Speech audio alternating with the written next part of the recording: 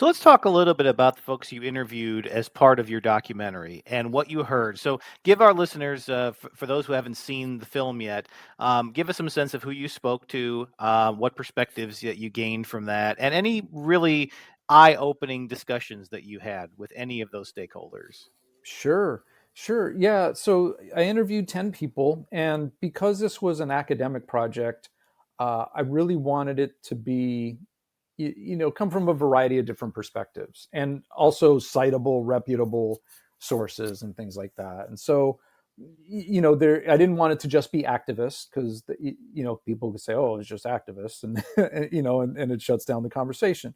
First off, George Gascon, who's the district attorney of LA County, is in the film, and he's known as a progressive prosecutor.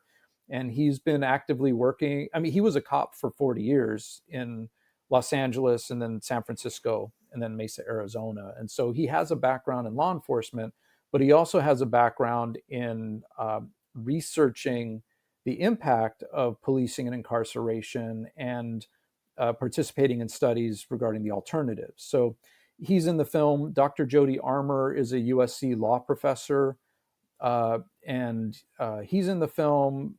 Nikki Black is a sociologist from Inglewood who I've known Nikki for probably 5 or 6 years, and we've been in other anti-racism communities together. But so she's a sociologist. Gina Viola ran for mayor of Los Angeles in 2022 on a platform of abolition, and she came in third, which was pretty amazing. And so I was really interested to talk to her about what it was like running for office and going door to door and what those conversations were like.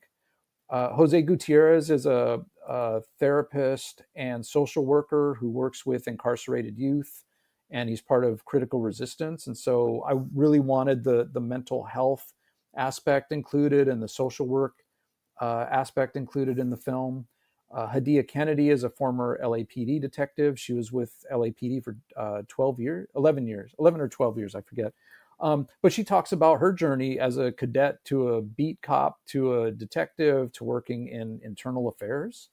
Hawk Newsom is one of the co-founders of Black Lives Matter New York and Black Opportunities, and he's been in. He talks in the film how he was born into activism, and then Dr. Elle Jones is a professor in Halifax, Nova Scotia, and she co-authored a 200-page report on what it means to defund the police and fund programs and create public safety. And it started with one of those surveys that we were talking about a minute ago, defining what is safety, what makes people feel safe, and then how do we properly allocate resources to create that. And in Halifax, during the pandemic, they decarcerated 40% of the population that was incarcerated, and there was no crime wave.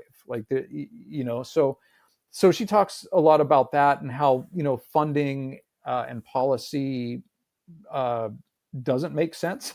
How things are done, but how it can make sense. And then Senate Devermont is known as Mr. Checkpoint. He's a police auditor.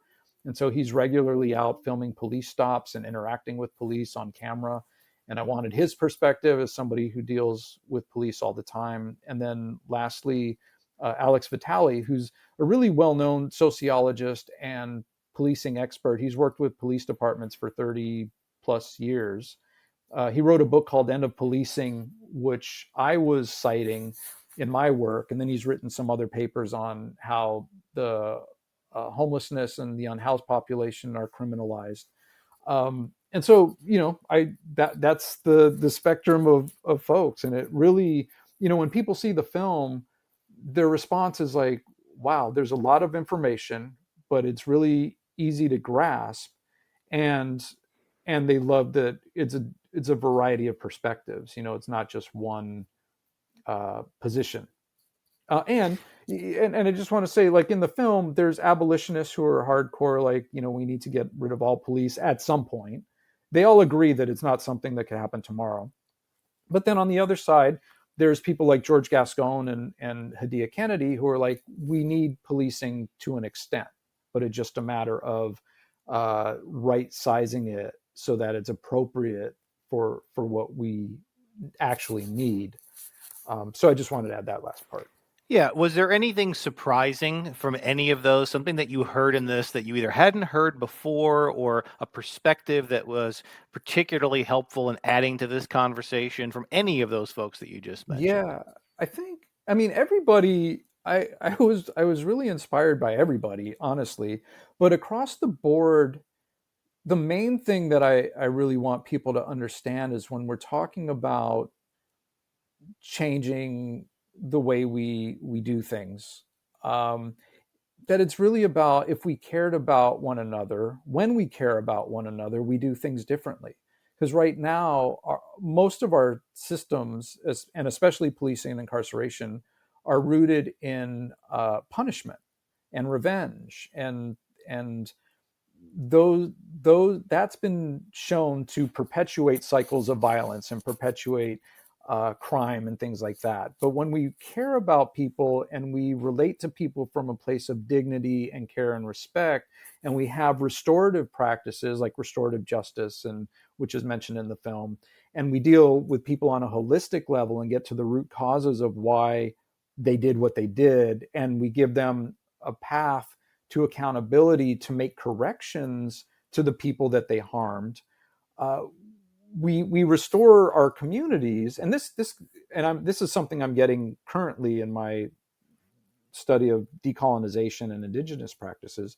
That holistic approach actually creates more safety, creates more connection and unity, and is healthier mentally, emotionally, and physically for our society.